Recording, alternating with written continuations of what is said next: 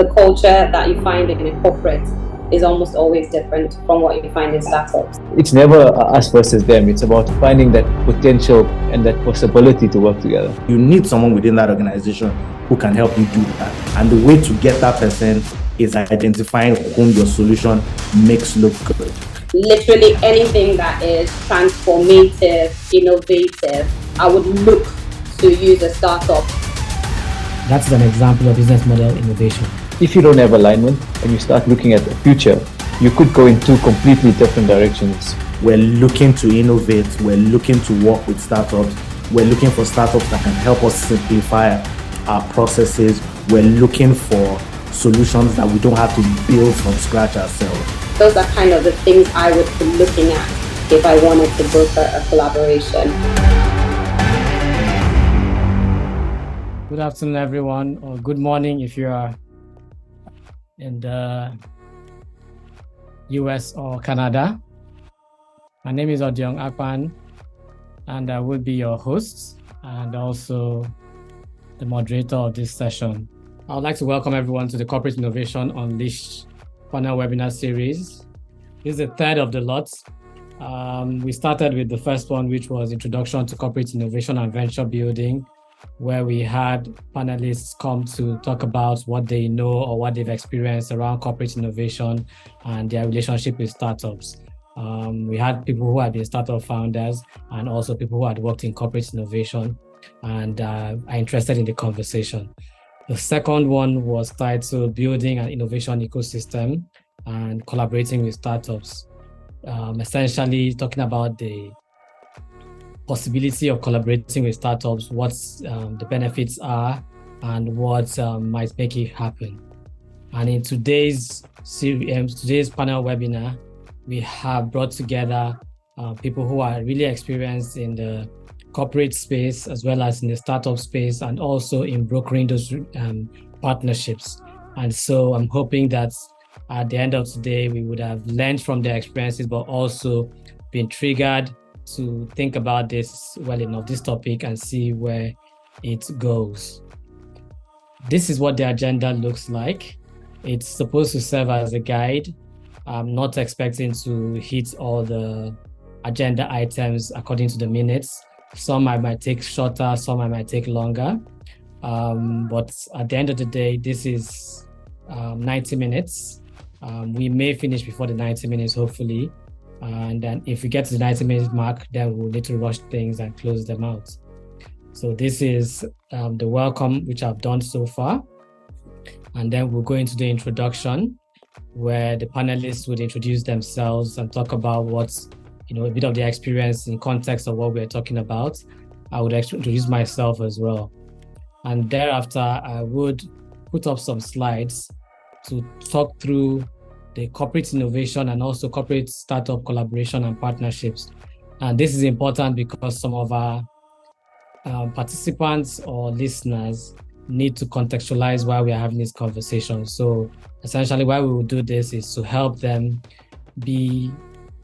come on board with the topic and also help them with the questions they might ask so that they can ask the questions that are relevant to the conversations we are having.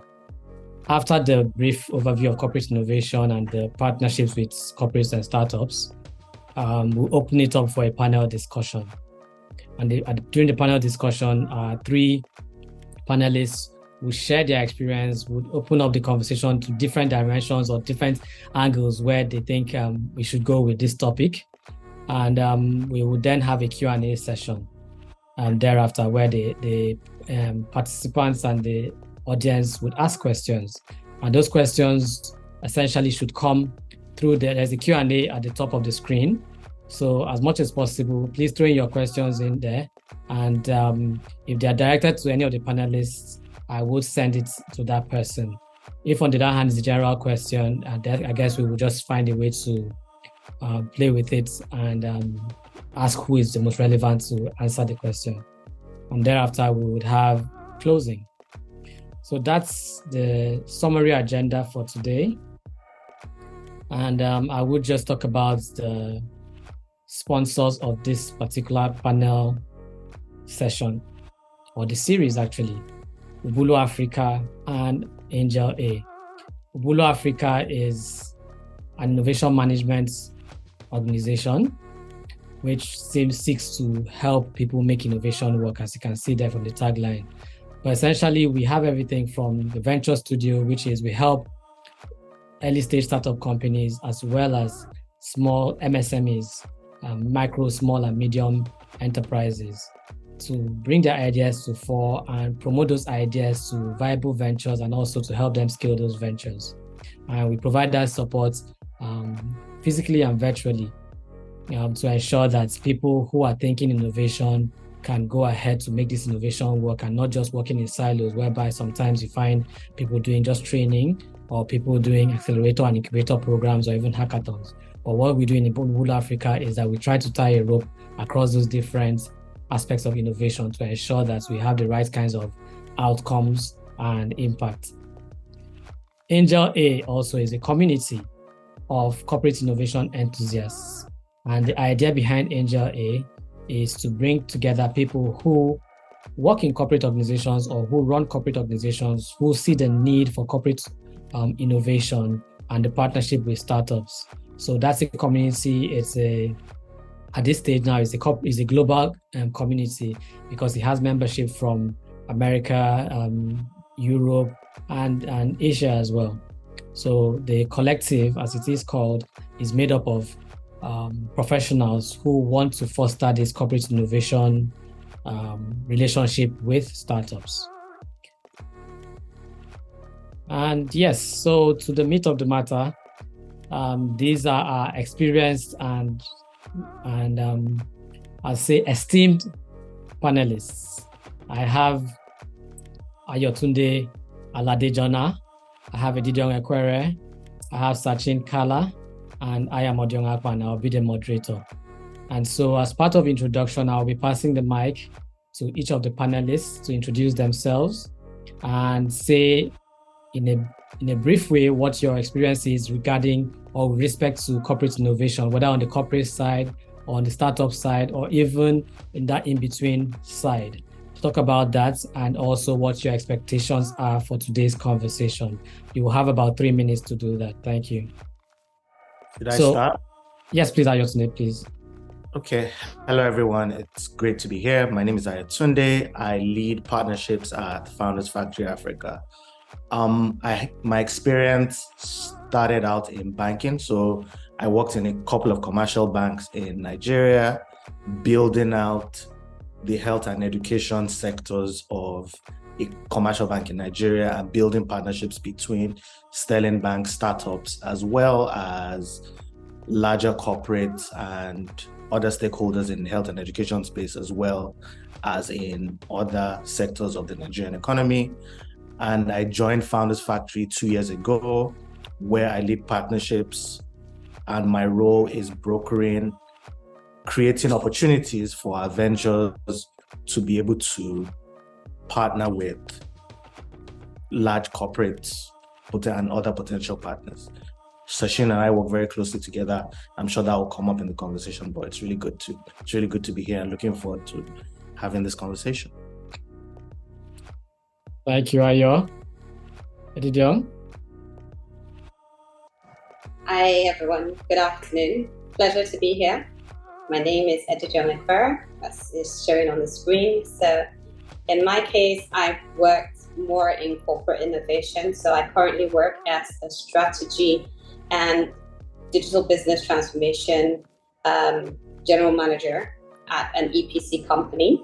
My experience spans across strategy, business transformation, quality management, process improvement, customer experience and insights, and product management. But I started my career in HSSE, which I did for about 2.5 years, and then I moved into exploration geosciences. So I've been on this end of this career change end of it for about 5 years now, for 5 years now, and I've worked in various aspects. So, like I said before, I'm more on the corporate innovation end, not fully worked with startups, but slight collaborations with them. I generally have worked in using technology to drive innovation, creating a culture of innovation, change management, and ideations, and a bit of product development and management. So built teams from scratch, like recruited the people, designed the structure of the teams that would then go on to lead innovation. So that's me in a nutshell. Thank you very much, Eddie. All right, awesome. I guess I'm the last one here. Thank you for hosting us. Really excited for the session. So I'm Sacheen Kala. I currently look after a partnership we have with Founders Factory Africa, and basically looking at commercialization and monetization opportunities amongst the startup and the technology landscapes. My experience is primarily in banking. I started off on a graduate program, but fulfilled many functions within the organization, from process and business development to internal innovation to customer experience, and now to commercializing partnerships and strategy and building new products and services. So my breadth of experience is across internal innovation as well as now building muscle around how do we partner outside for commercial scale, and also looking at new exciting opportunities with the fintech or the technology businesses that we work with. Great. Thank you very much, Ayo, Eddie, and Sacheen. I'm happy to have you. And of course, the good thing is that you have diverse experiences, as you can hear. And hopefully we'll have interesting conversations. My name is Odiong Akpan. And in terms of career experience, I usually say I've spent the past 20 years either building, deploying, or managing digital information systems, which I've done across industries. So I've worked primarily in the telecoms industry, I've worked in the oil and gas industry, and I've also worked in the financial services industry. However, today, I spend my time either nurturing and helping or supporting technology startups or MSMEs, as I said earlier, or brokering these conversations. So whenever you hear corporate innovation, I'm almost always wanting to be in there because I fancy that collaborative conversation. That's also I like because I have worked in the corporate space. I have also been a startup founder. I've built a few companies myself. And also from the academia side, I also have a doctorate in digital transformation and digital innovation. So I really always enjoy these conversations, and that's why you'll find me either facilitating or moderating them. As I said earlier, I think for the benefit of the audience especially, I would just throw out some definitions. Of course, it's not an exhaustive list, but the definitions are supposed to just help us, and even the panelists, frame the conversations we are going to have. So I start with innovation. Innovation doesn't have one meaning, obviously, but from the MIT Innovation Initiative, I nicked this one from it, which said innovation is a process of taking ideas from inception to impact. And I'm sure we all know that innovation is not just talking about technology or digital. So I'd say the lady that sells by the roadside, who changes the type of pan or pot she uses, perhaps has innovated. So that's how I look at it. However, with the introduction of technology, especially new digital technologies, we tend to see innovation happen faster and scale faster as well. Now, when it comes to corporate innovation, I have two definitions here, one from Plug and Play and one from RevelX. The first one says that corporate innovation can be defined as a process of enterprises implementing new innovation opportunities into existing business models. And I think Edidiong had tried to emphasize on that based on her career and what she's very used to. And the other one says is the process and activities to transform ideas and hypotheses into solutions that add value from the employee, customer, business, and societal perspectives. Of course, these two definitions have the corporate organization at the center. But of course, what we're talking about here is the fact that corporates have maybe things or attributes that make them unable to do this either fast enough or well enough or efficiently enough.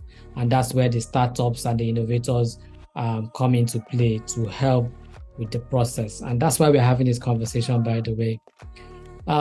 We have here different avenues for corporate innovation. And this is also important to note that innovation will not just happen in one place. Business model of innovation is essentially you finding companies or organizations that change the way their business model works. Today, most of us know Netflix as a streaming company. But of course, Netflix started out as even rental, trying to be like a video club. When I was growing up, we had video clubs where we used to go and rent video cassettes. So, but you now having digital capabilities and saying, hey, rather than having people come into my physical location, I want to do this business online, and this is how I want to deliver it and probably get paid. That is an example of business model innovation. Likewise, there's product or service innovation where your product is probably being deployed in a certain way and you just do innovate around it. So another example would be how Apple would go from a computer company selling laptops or computers to selling the first iPod or maybe the first iPhone. That's innovating around the product, delivering similar services or otherwise, I don't know. But importantly, you just need to know that innovation happens in different ways. And that brings me down to process innovation, where you can innovate with the process. So a case in point for me would be the airports. There are some airports that work better than others. So you find some airports where you have a lot of chaos at the check-in counters, or maybe after you disembark and you have to find your way to the baggage. But some airports around the world, you find that they have either queues with barriers or rails that are guiding people so you can zigzag your way through it, or they design their walkways or pathways where you zigzag and then your luggage perhaps gets to the carousel before you. That's an example. And how do you do that with digital technologies? It's collecting data and ensuring that data can feed you properly. So again, remember, I'm not a subject matter expert. I'm guiding the conversation. So by all means, whenever it's up for questions or answers or even conversations, please throw in what you think is more suitable. And for the benefits of this conversation, we have the fact that we have different innovation strengths that come from the corporate side and the startup side. So we have things like the corporates coming up with customer insights. They have a lot of data because over years, the corporates have been in business. They understand the business, they understand the business process. They have experienced people who have contextual knowledge. They understand and are familiar with the supply chain. Sometimes their supply chains are integrated with their businesses. And they have expertise, which I mentioned earlier. They have the key assets, which could be everything from the physical assets, like the capital-intensive physical assets, and sometimes it might even be the technology assets, like the data centers or the equipment that are very expensive or too expensive for the startups to have and own and use. On the other side, the startups are said to have a lot of technology innovation that comes from them being either very nimble or very up to speed with technological changes. And because of how small they are, they're able to make those changes. And they have technology products, which, as you all know, startups are known, especially startups that are in business to make change, are building products and services very rapidly today. And finally, they have talent, and this is of course debatable. Where is the talent? I said the corporates have the experience, and the startups now have talent. What does that mean? I am not quite sure, but it's important to have these in mind when we are talking about corporates and startups. And this slide is, I think, where I'm going to put a pin on it. And this is just showing different models of corporate innovation. I'm not going to read through everything, but it says that corporates and startups, their relationships are not just in one vertical or in one box. So it can be everything from building products together through collaboration and partnerships and collaboration. It can be that the corporates will set up innovation labs where they are external and the startups work there with the staff or the employees of the company. There are many ways corporate innovation partnerships can work. So whilst I would not spend too much time talking about which one is or which isn't. Our panelists would be, sharing what they think, what they know, what's from their experience. Because what we're trying to find out is how we can broker those partnerships better. So I'm bringing it back to the title of today's panel webinar session, which is Corporate Startup Partnership, Structuring Successful Partnerships. So I know that some of us are already doing it, some of us want to do it, and so the conversation will go in those different directions. And that's why I'll move the mic to Ayo. And Ayo, I'll be asking you to share from your experience what's most common in these parts. And pardon me, we'll be talking about it generally, but also we'll try and link it to Nigeria and Africa, the continent. So what's common? What do you think works? What do you think can work with the partnerships between corporates and startups? Okay, so I've worked with a corporate building partnerships with startups, and I'm now at a VC or a venture development company and an accelerator where I'm brokering partnerships between our ventures and corporates. And I think for me, the most important thing is being able to speak each other's languages and being able to and the startup being able to translate value to the corporate and being able to identify whom the right person to speak with. And the other part is the corporate being able to, obviously having created a culture of innovation and making it easy for startups to be able to work with them. There's a process in place. And I think part of that, creating a culture of innovation, is also allowing your team and your staff to be able to experiment, and you create policies that enable them integrate startups and new ideas into the process. For example, I used to work in a bank. I worked in a couple of banks, and if a startup came and said, hey, we would like you to integrate our technology into your processes, if we didn't have any way to do that, off the top of my head, I just think this is a really heavy lift. I don't know how to do this. But if there's already a pathway of how you integrate, whom you approach in the organization, whom you speak with, it's easier that way because you already created the pathway. People understand it, and people understand that you can experiment and do well. I think those things are the start of it. Obviously, it's a lot more complicated than that, but those, I think, are the starting points for how you start to go about it, and then you start to figure out that friction point. But the first thing is just learning to speak each other's language. Great, thank you very much. And that's, I think some people will call it culture, some people will call it, organizational behavior. But yes, that's a good way to put it. Learn to speak each other's language. Edidiong, I'll come to you, and I'll let you decide what hat you want to wear, whether it is corporate, startup, or in between. But of course, I know that from your experience, you've been doing the corporate innovation work from the inside, and I would like to know what you consider the pros and cons of using startups in terms of the strengths and weaknesses of the internal organization, and what perhaps you think is the reason why those relationships will work or not work. All right, so first things first, I think that it's really important to understand what the different cultures are. So the culture that you find in a corporate is almost always different from what you find in startups. Startups are very agile, quick to go to market, etc. On the average, I see your face there.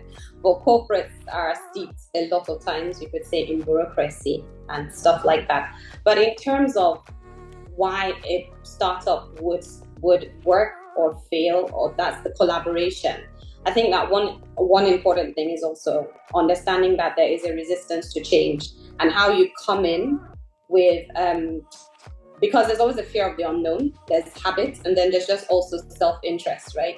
So how you pick the right partner to collaborate with, such that you are able to understand what it is each of you want out of that collaboration is important, because that begins to help with the change, with fighting the resistance to change. I also think that quickly defining what your goals and priorities are is very important, so that once again you're also walking the same path, same direction of travel, and you're understanding what your priorities are on both sides. In doing that, you're helping to align your expectations of what it is you want, and you understand how risk averse you may be, or risk tolerant, how agile it is you want to work. And then you begin to build trust, and then also understand how you want to communicate with each other, because communication is a big thing. A lot of times the way we communicate with each other matters. One person is speaking a different language from the other, and therefore there's that misalignment. So I think those are kind of the things I would be looking at if I wanted to broker a collaboration, corporate to startup. Great, thank you very much. Of course, in subsequent conversations, we'll go into real life examples. And I guess to Sacheen now, you are from the corporate side mostly now, and I would like to hear from you, without giving too much details, what you would say has helped, from your experience with one or two of your corporate startup partnerships. Yeah, I think that's a really good question. I can lean on what Ayo is saying and also what Didi is saying. Language is important. You need to understand each other. So if you think of any type of partnership or any type of collaboration, whether it's internal or with startups, it's that initial phase is similar to like comparing to dating the two parties, right? You need to understand what the requirements are. You need to understand each other's language. You need to understand expectations. So there's this whole phase of understanding each other and building trust in those initial phases that enable a successful longer-term partnership. There needs to be commitment, and there's a whole bunch of nuances in order to build that. So some of the key things, to look for is, trust is important. So how do we build trust? The second one is openness. So can we have an open conversation with regards to what we want? Second is clarity around expectations. What do you expect? Because at the end of the day, expectations drive outcomes. But if you want to grab too much all at once, it becomes difficult. So can we do things in piecemeals? Is there the potential to sort of do something small and prove out some value first before getting to bigger things? Because most of the time, if you think about it, product market fit or validating a problem in the market is not equal to scale. If you speak to any founder, you'll realize that you might find a solution within a particular market or particular ecosystem, but that model that's applied on day one is not the same one that would be applied on day 30. So when I spoke about openness, it's also around the willingness to listen, to also take insights from partners. They might have expertise within the regulatory environment or within the compliance environment. So it's that seesaw between the two partners in finding that sweet spot of how they can work together. Great, thanks, Sacheen. Thank you. I like how you gave the dating analogy. Of course, most people can relate with it, because if you don't have that trust, you can't even start something that is sustaining or enduring. I will move back to Ayo, and I'll ask you to maybe, of course, because you work with Founders Factory Africa. Mm-hmm. I would like you to use what you're doing, what you're trying to do, and let the audience know what you're looking for, so that the corporate startup partnerships that you also look to drive can be better. So I guess my question is, what's your day-to-day like, and what are you looking for that ensures, what are you looking for within your day-to-day job that helps to broker and foster and perhaps make better these relationships between corporates and startups? Okay, so I will answer. So I think answering what my day-to-day will probably help. So on a day-to-day, how we think about it is, what we try to do for our startups is creating opportunities that help them grow and help them lead to scale. And so the idea is some of our startups very early need pilots to validate their products. Some of our startups need distribution partners so they can reach more customers. Some of them need to generate revenue, so we need the right type of partners to do that, right? So we need the right type of partners to do that. Some of our partners need assets. We have a lot of businesses who have embedded finance solutions, so we need partners who can provide debt to them. And so it varies across that spectrum. And so every day it's dealing with, we have 60 ventures in the portfolio right now. We're going to grow that by 20 every year over the next 5 years. So it's constantly growing that. And so my day-to-day is building out what we call a marketplace of both commercial and strategic partners to be able to add value to address all of those needs. And what that means is you need the right type of partners who can address each of those situations. There are partners today, there are large corporates today whom I say, hey, I have this very small startup. They just started 6 months ago. We would like you to help us with a pilot to even figure out if the solution works. And you wouldn't get a response because the corporate isn't interested in that. And so you need to find the right kind of partner, the right kind of context to do that. Luckily, we have Sacheen at Standard Bank, whom is one of our shareholders and who is one of our partners. And so we have that, but we also need to be able to build that across the continent and doing that. And so it's very important for us that we're building those kind of partnerships to be able to address all of those needs at every point in time that our ventures have. And so, yeah, that's generally what a day-to-day looks like. Is again, my thing is always, I would love to have more corporates and we have that, and that is increasing a lot more, where we have corporates reaching out to us and talking to us to say, hey, we're looking to innovate, we're looking to work with startups, we're looking for startups that can help us simplify our processes, we're looking for solutions that we don't have to build from scratch ourselves. And so there is a lot of that, and there's a lot of that integration, but it's just continuing to have that and continue to find the right partners whom we can work with. Great, Ayo. Thank you. I'll move over to Didi. I'm going to tee off from where Ayo stopped, and the question I would have for you would be that, of course, let's say you are from the corporate organization, and I would ask, if you had a blank check, meaning you had unlimited funds and perhaps unlimited access to Ubulu Africa, which is who has founders and startups and innovators behind us, and also unlimited access to Ayo's organization, which is Founders Factory Africa. So you have perhaps a blank check and you have unlimited access to startups and people like us who coordinate that relationship. Based on what you know in your organization or in your career, what would you be looking? How would you take advantage of that relationship, noticing that you have a blank check and also unlimited blank access check. I'll take advantage of everything. Yeah. That's simply put, yes, I take advantage of everything because, like I said before, corporates can be slightly clunky. There are processes, systems in place, and sometimes making decisions takes a little longer. So, working with a startup.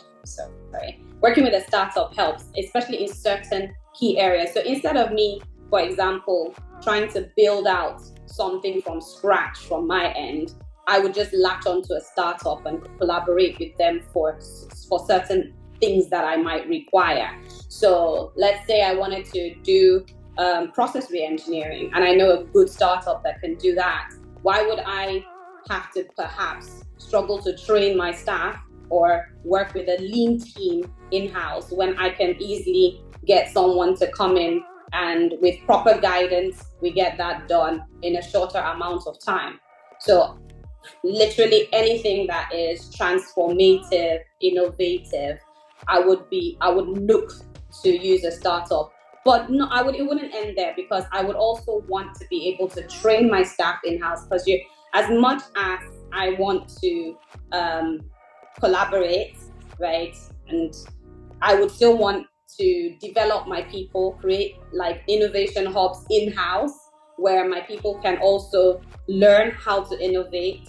So I've done something similar where we actually created a process called the deals governance process, which allowed staff that opportunity to begin to innovate.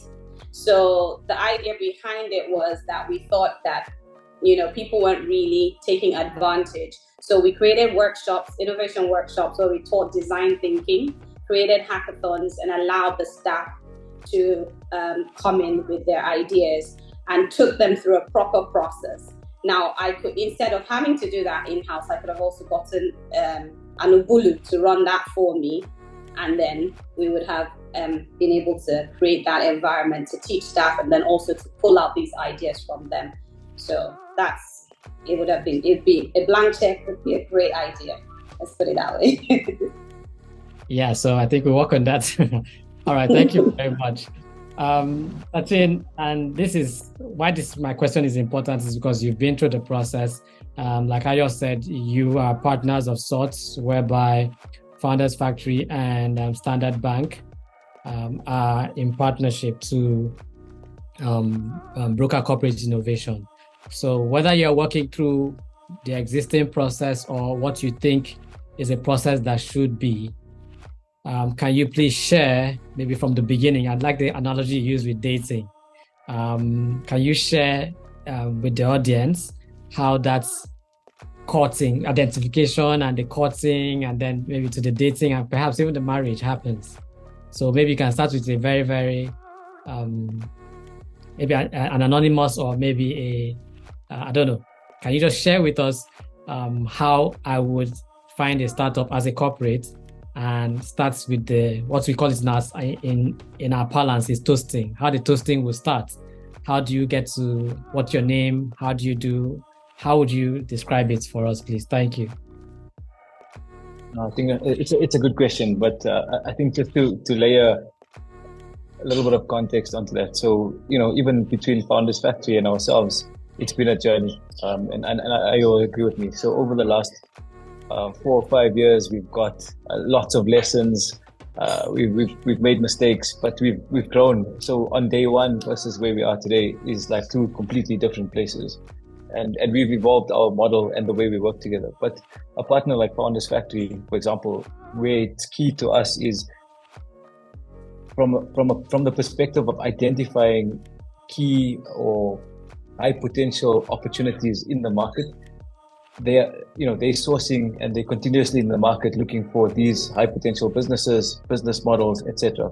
And we kind of collaborate together with regards to identifying them, socializing them, figuring out whether there's collaboration opportunities between these businesses and ourselves. And it then goes through, the investment process or the due diligence, etc. So we already at the beginning aligned on, where the key strategic levers are. And in the selection process, we go through this methodology. Post that, as we start working with the business, a lot of the times, startups are early stage, so we need to figure out what's under the hood, right? Because a presentation doesn't tell you everything about a startup or a business out there. So we kind of understand what capabilities sit in that business and how and what is scalable or, potentially viable within that structure. And hence, Ayo refers to it, but that collaboration between Founders Factory and Standard Bank, that's where the stickiness is with regards to finding high potential opportunities.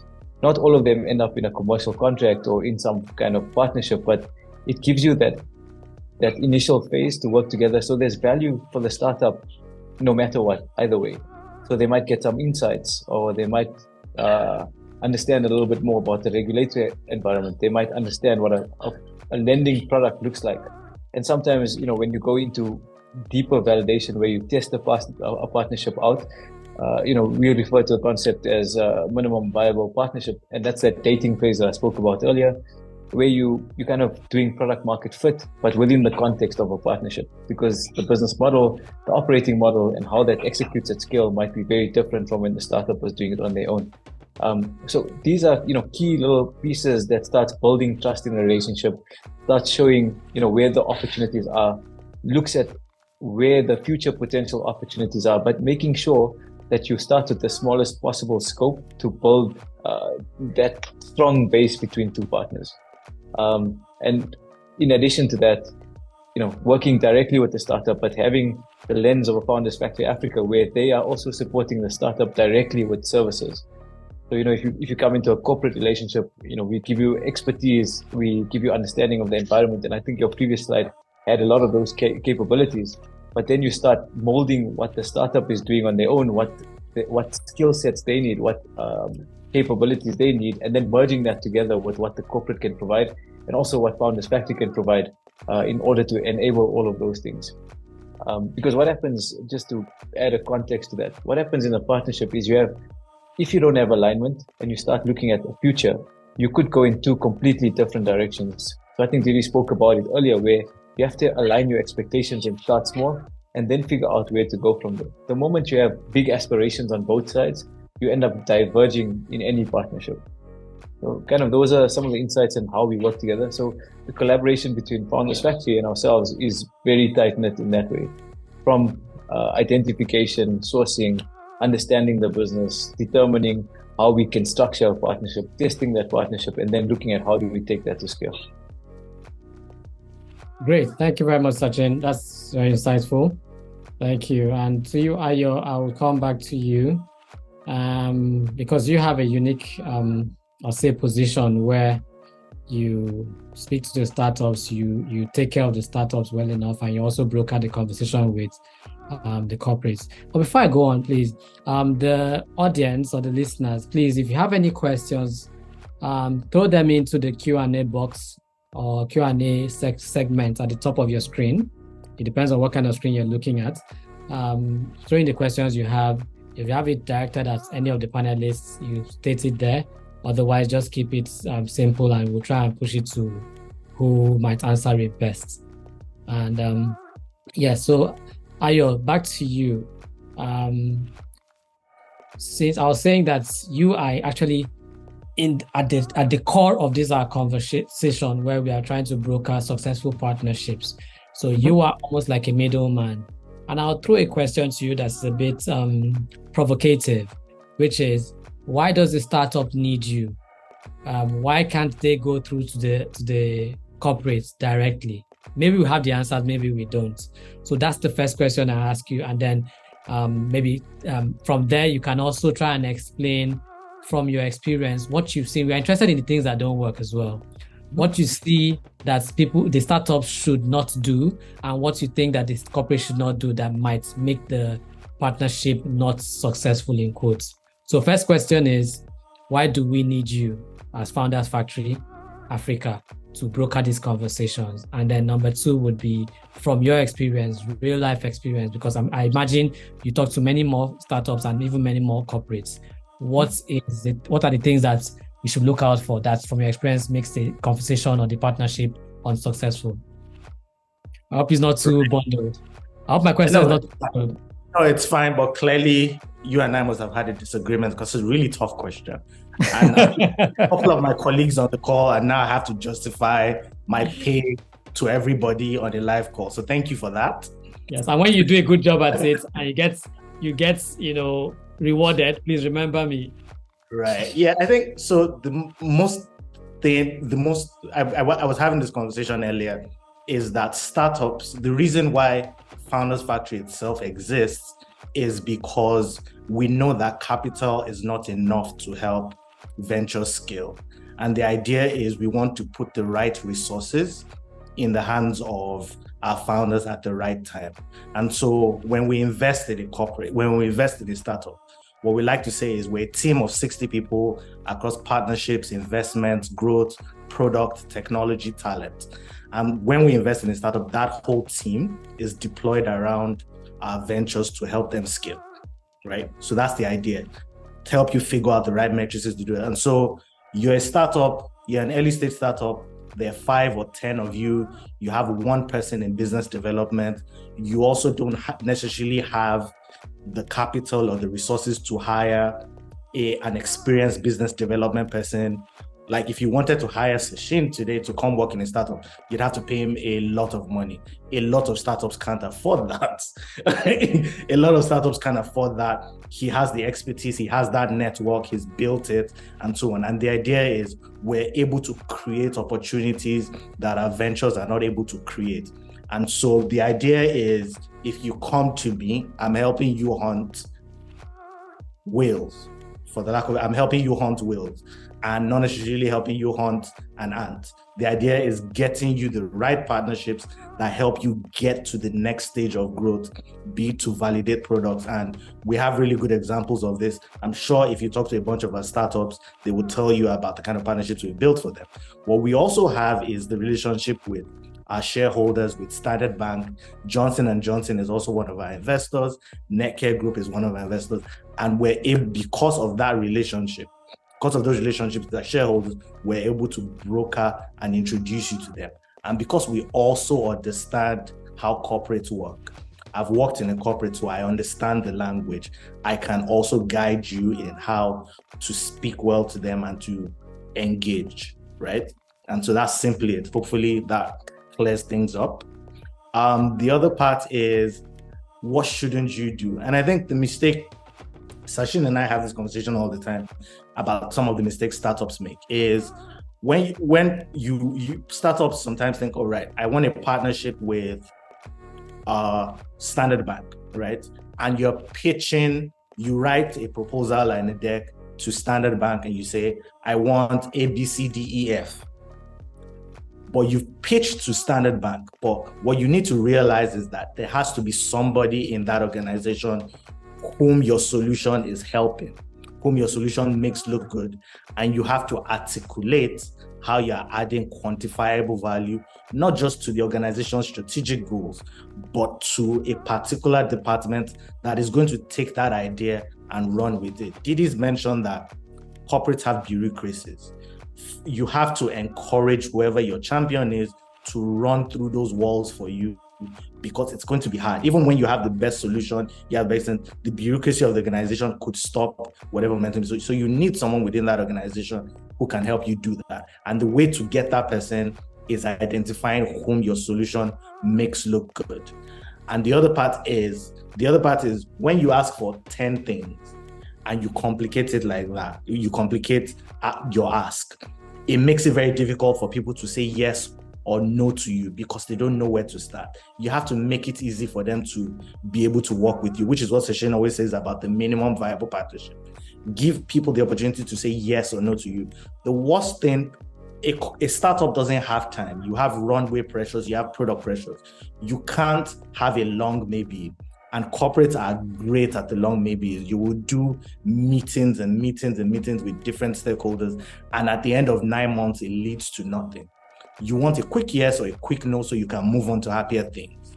And so that's another way. That's something that's one of the things we've noticed. On the corporate side, obviously, I could go on, but it'd be nice for the bureaucracy to reduce. It'd be nice for us to be able to get to a point where there's a quick yes or no really fast. And I think I've mentioned it at the start of it, is just incorporating that process of innovation so that potential startups who want to come know how to approach, and who know whom to approach and how to go about that process so that they can get to organization. Again, we have the luxury of Sacheen's moonshot team in Standard Bank. So when we have a startup with a new idea, I say, right, Sacheen, what do you think about this? And we know that is our champion who will run through all of the obstacles. And there are many that come up as we go along. So those are some of the ways to look at it. I think from the corporate side, it's just creating that culture of innovation and creating a pathway so that your employees are able to integrate really fast and can get through the bureaucracy and they understand it. And again, with a really large organization, with the large multinationals and so on in multiple jurisdictions, even figuring out whom to talk to in any country office is hard.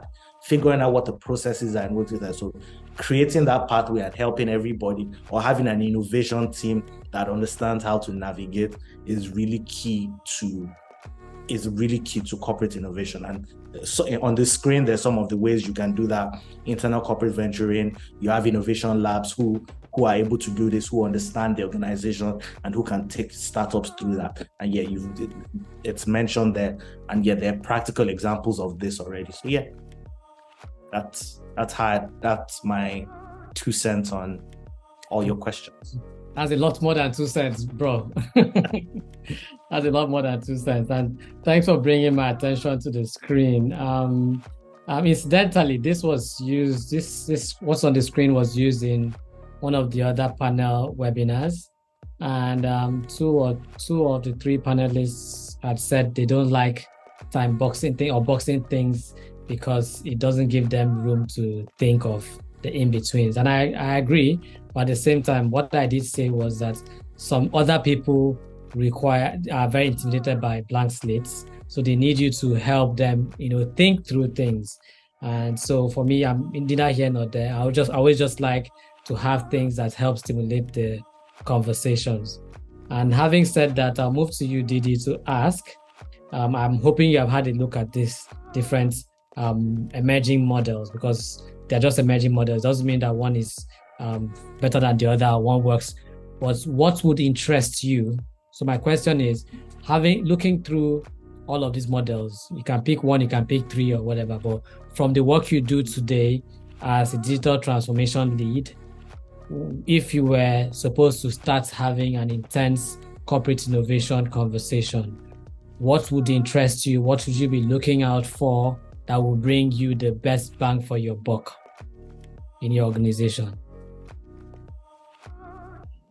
Okay, so let me give it a think. So I think first things first, I'd have to think about what my strategy was, right? First, I want to know where I'm seeing myself in the next year, next 5 years, before I start thinking of which of these models I want to use. The second thing I probably would also be looking at is what trends are driving innovation. So is it the fast rate of technology growth? Is it the availability of that innovation and various digital platforms? The growth of the growth rates of the startup ecosystems, the importance of data and analytics. So when I've thought about all of that, then I come into thinking about what model would work the best for me. Now, in terms of what I've already done, customer-driven innovation is a big one, because the customer pretty much is king. If there's nobody buying your products or buying into your services, then I think you're pretty much dead on arrival.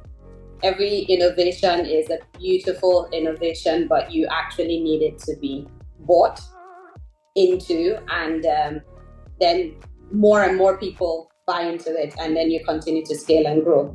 So customer-driven innovation is one very big key thing, key innovation practice I would be interested in. I would also look up into,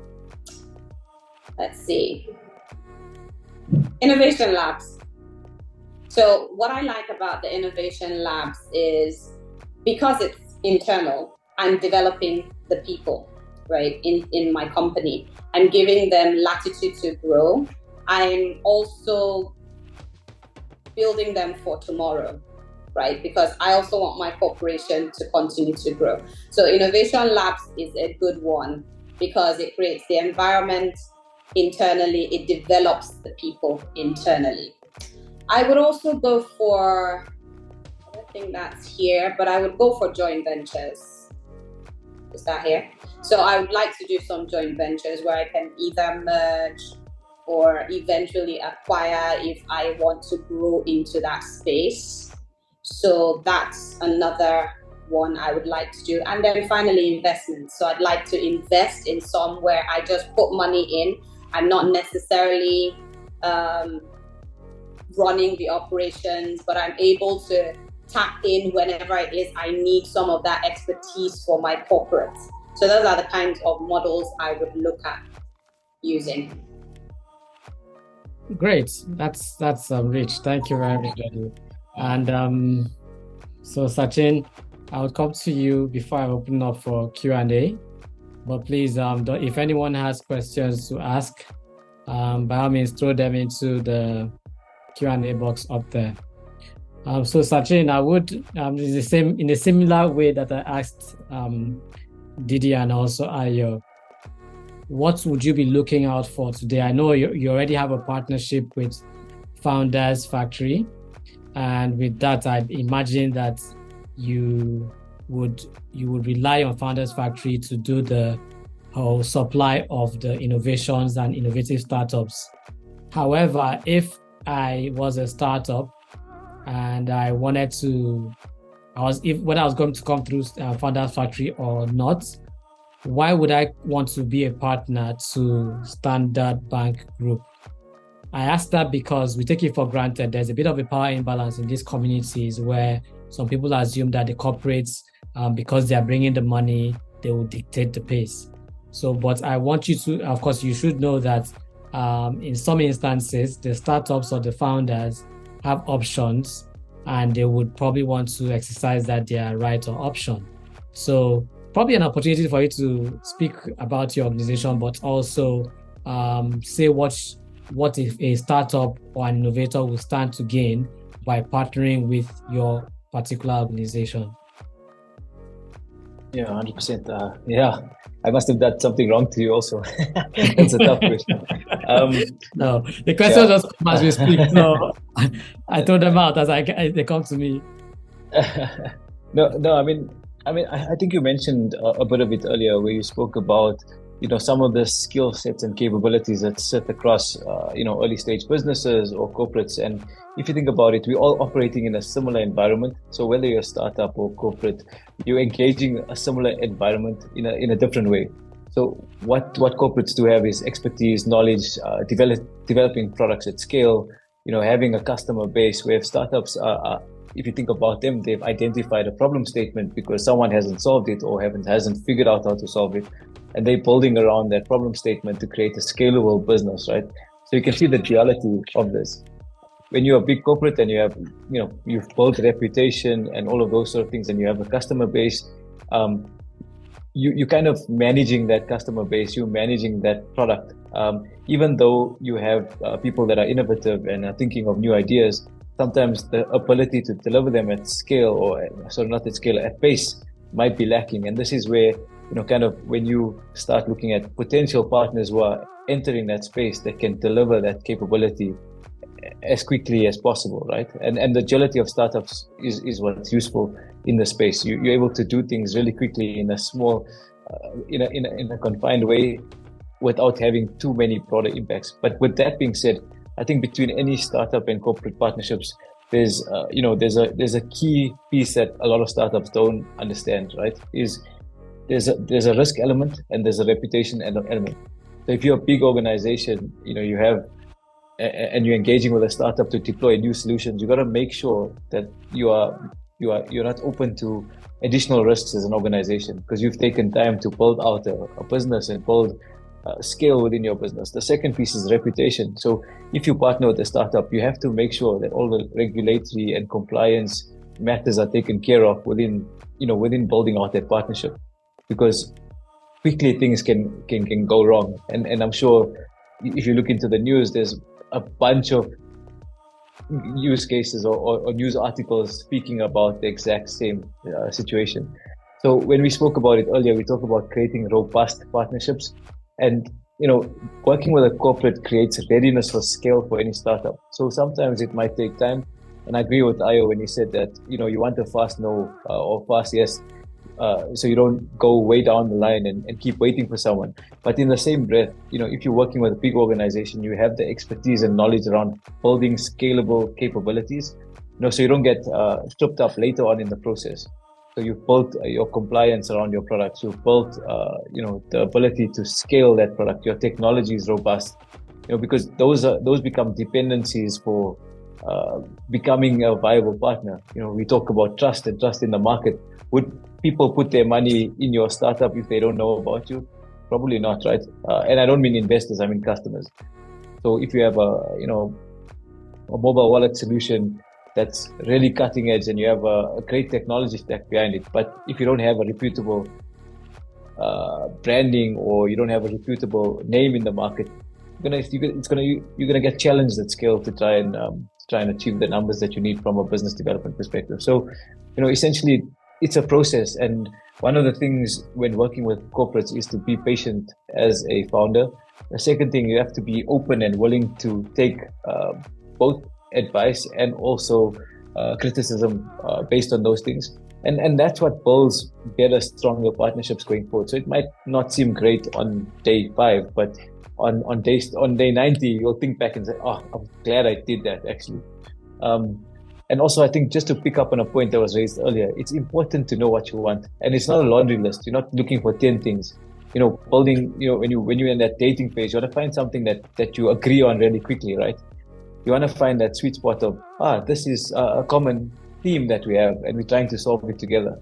It's not that I'm a superstar founder, I have a superstar team, and I'm gonna break the world open with what I'm doing. It's more about collaboration and working together. So, those sort of things corporates have learned over time is, you have to have robust processes. You have to make sure that you are compliant. You have to make sure that you can manage risk because you're doing it on behalf of customers. So, those are the kind of key things that I would like to mention, that, it's never us versus them. It's about finding, that alignment and finding that potential and that possibility to work together. Great, thank you, Sacheen. That actually helps because I started by saying there's usually a power imbalance. So I think you've really helped to shed some light and show that the power imbalance perhaps comes from you trying to get the startups to do the right thing, and it might be misinterpreted. So thank you very much for that. I would. We have just one question, and it's a very interesting question. So I guess for the benefit of the conversation, I'll be throwing it to the 3 different panelists, and it's from Bruno Morfia. It says, all startups are founded on an idea. How do I come up with that idea? Is there a process to solidifying the idea, or does it just happen naturally? Of course, I know that there's no right or wrong answer, but to spice things up, I'm going to throw it to you guys, the panelists, to take a stab at it and let's know how it works for you. So, Ayo, unfortunately, you're at first, so you would have to take a stab at it first. No worries. So, I think building a startup is really, really hard work. I've seen founders do it from concept stage. I've seen founders that we've invested in midway, they're progressing and so on. It's really, really hard work. I think you have to really care about it, and you have to be passionate about what you're trying. So you have to be passionate. And when I mean by passionate is you have to identify a problem to solve. You have to be solving a problem. And in Africa, especially on this continent, it has to be a really relevant problem. It can't just be, some idea that it only applies to a problem that only applies to 3 or 4 or 5 people. No, it has to be a really tough problem. That's the one thing I'd say to start off. And you have to have a really strong relation to that problem. What I mean by that is, whoever is going to invest in your idea needs to see that you understand that problem, you understand how to solve it, you've thought of an innovative way to solve it, and you're able to explain that problem and the solution to it in the easiest way possible, that it gives people the idea that, right, this is the right guy to back to solve the problem. Because again, we all have ideas. I get ideas all the time. I get ideas when I go on walks, I get ideas when I'm going on showers, but the execution of that idea is also a really strong part of it. And you being able to execute that idea and take it to fruition is what goes beyond just having the idea and building the startup. You have all of those things have to be there. But the first part of it is, what problem are you trying to solve? What are you passionate about? And how are you going to go about it?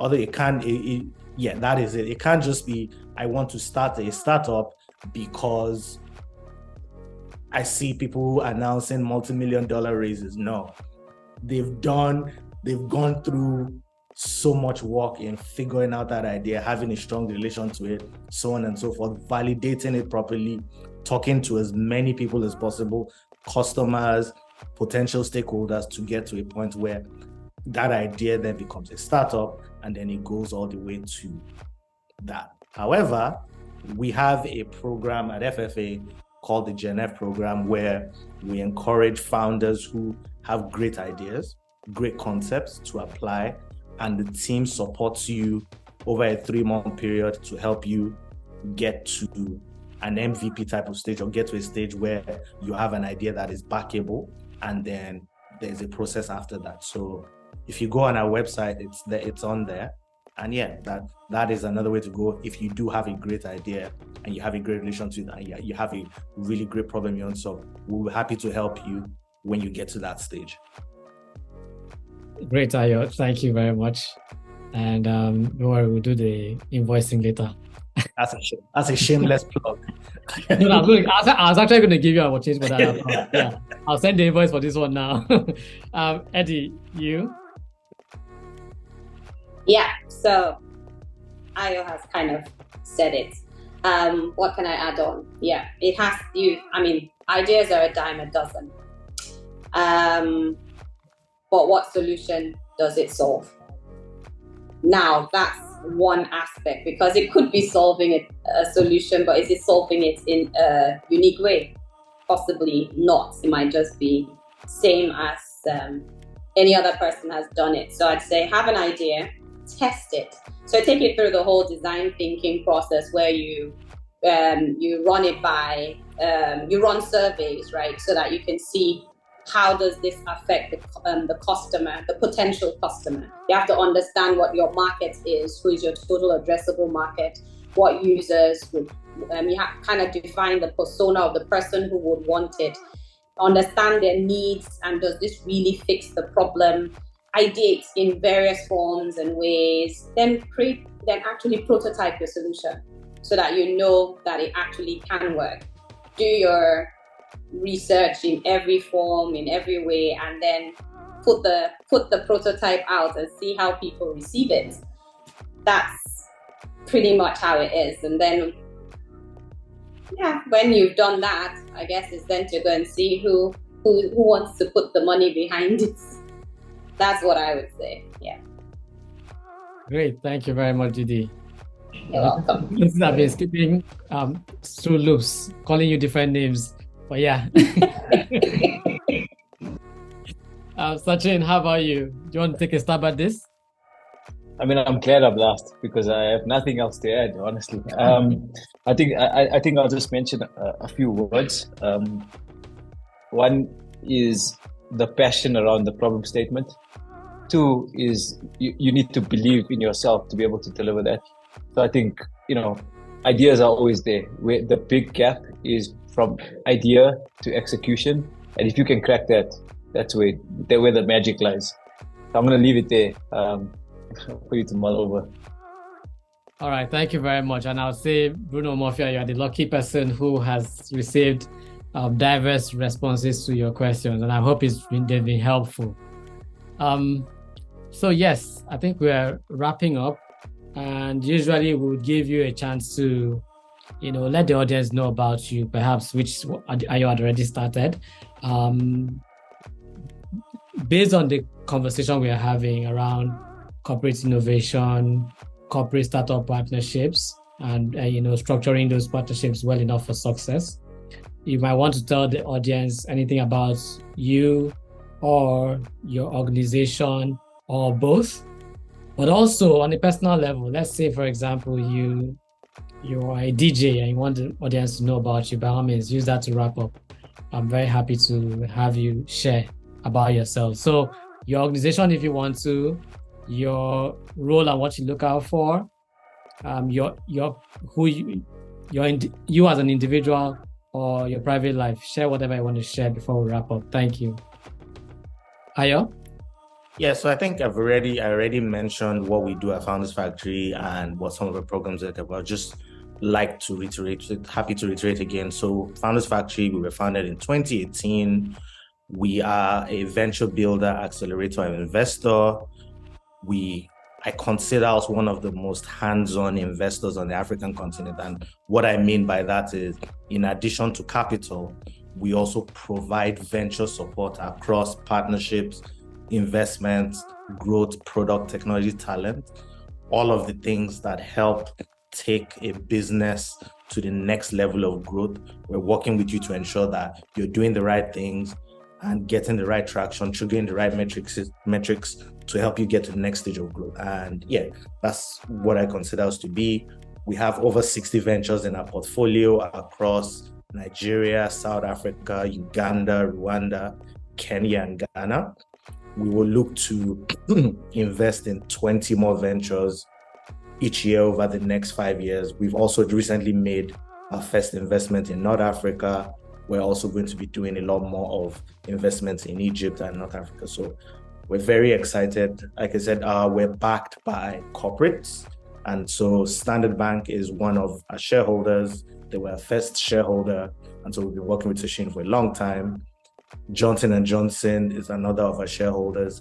A small foundation, which is this family impact investing family office based out of Dublin. And we've recently been backed by MasterCard to continue to scale our model even more and build.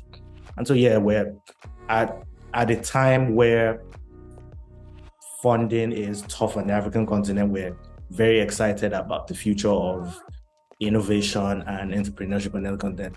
And the reason why we exist is to support entrepreneurship, is to support innovation, and ensure that that we provide resources that are as important as capital to help our businesses get to the next stage of growth. So that is us. Like I said, if you're a founder, you have a great idea, you have a great concept, you believe you have the grit and all the things to succeed, there's a program in there.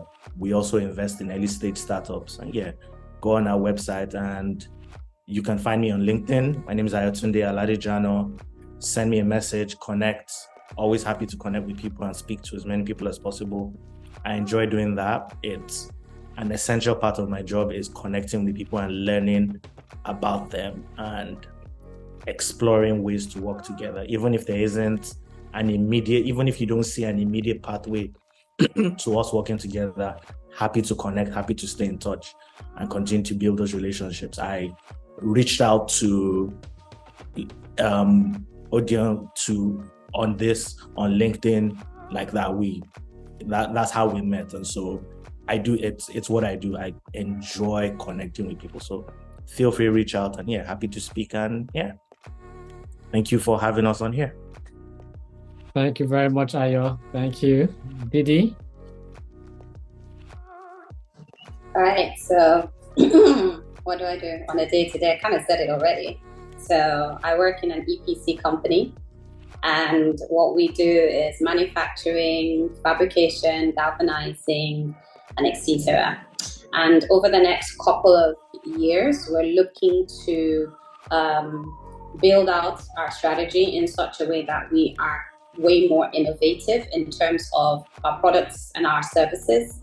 And we are also looking at growth strategies where we are expanding beyond our core business, either into divesting or partnering in collaboration. So that's what we do in-house. And we're looking to continue to build that out, build the team, build the company, and such that Dorman Long is known all over the world, and at least for now in the sub-Saharan Africa. So exploring beyond just the Nigerian market, but into other markets across Africa. On a personal note, I'm hoping that I can also become a startup eventually. Got a ton of ideas. I'm always ideating, but more importantly, what I love to do is sit with friends. At the moment, it's unpaid, but I like to sit with people and actually listen to their ideas and help them build them out. And bring in different angles of them. So if someone brings an idea to me, I'm able to kind of almost see all the other threads of how to make it scalable, bigger, better, and then leave them to do the execution. Apart from that, I really enjoy the intersections between art and science. That's just kind of my thing. I'm a scientist as well as an artist. And when I say I'm an artist, I love to paint. So in my free time, I do quite a bit of painting and art therapy. And those are the kinds of things I enjoy doing. So that's pretty much about me. So yes, if you need fabrication needs, this is a shameless plug. Fabrication, galvanizing, make sure you reach out to Dolman Long. And yes, please do connect with me on LinkedIn too. My name on LinkedIn is Edidiong Ekwere. And there might be an Amama in there, but yeah, Edidiong Amama Ekwere. So please do connect with me. And it'd be nice to have talk with you all. All right, have one. Well then, thanks for having us, having me, Odiong, on this. Great. Thank you, Eddie. And Sacheen, over to you. Yeah, I mean, first of all, thank you for giving us the platform to share some of our learnings and our thoughts, and kind of just having this chat. I think was exciting and interesting. Also, I learn every time we're in these calls or these sessions something new. But if anyone wants to connect and have a chat about these sort of things, just hit me up on LinkedIn. It's Sacheen Kala. Happy to have a chat or happy to engage. I mean, I actually work from South Africa at the Standard Bank Group, but you might know us in Africa as Stanbic. But if there's any, banking services or any support you need on that side, just pop into one of the branches and ask the relevant questions. I'm sure someone will help you out there. But if there's anything partnership related, ideation, something you want to channel past, happy to have a conversation. Like I say, hit me up. And we can take it from there. Or I should say, just message Ayo. Can I flood your mailbox, Ayo? Just come straight to you. I'm teasing. If there's anything you want to chat about, happy to engage. Great, thank you. And then the very final round, and that's because I am a morning person these days. I used to be a night person, so I'll just pass the mic. Morning or night person, Ayo? I'm definitely not a morning person. Okay. I don't know. I'm fine later in the day, but I'm definitely not a morning person. I don't. Yeah, and I'm big. So because I do some travel, I have to wake up at really odd hours, so it even makes me hate more. I don't love mornings at all. It's not my favorite part of the day. Thank you, Didi. Morning every day, every damn day. Great. The earlier the better. Nice. Sacheen? Yeah, since we got one morning person and one evening person, I'll be everywhere in between, right? Just give me a cup of coffee and I'm good. Oh, brilliant. All right. Thank you very much, guys. I really enjoyed this, and I'm sure the audience enjoyed it as well. We would be sharing the recording soon, and I'm very happy I was able to bring this diverse group of experts, panelists to have this conversation. So thanks a lot, guys. Thank you. And here's wishing you greatness in whatever you do going forward. Thank you for coming around, and thanks for listening. Thanks for the panelists and the audience and the participants who joined us today. Thank you, and have a lovely evening. Thanks, everyone. Thanks, everyone. Thank you for coming. Bye.